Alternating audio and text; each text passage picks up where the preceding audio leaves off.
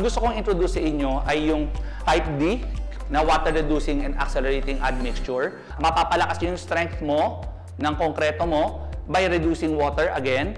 And at the same time, mababawasan natin yung semento kasi nabawasan nga natin yung tubig eh. Pero at the same time, lumalakas pa rin siya, no? Galing, no? Ng gamot na to. Explain ko lang sa inyo further, no? Kung ano pa nagagawa ng admixture nito. Number one, tulad ng sinabi ko, cement savings. Lalo na kung malaki yung requirement na gagamitin mo sa site, significant yung water reduction mo, so medyo malaki yung matatanggal mo na tubig. And maganda yung probability niya para to prevent void and honeycomb. Maganda rin yung workability and handling.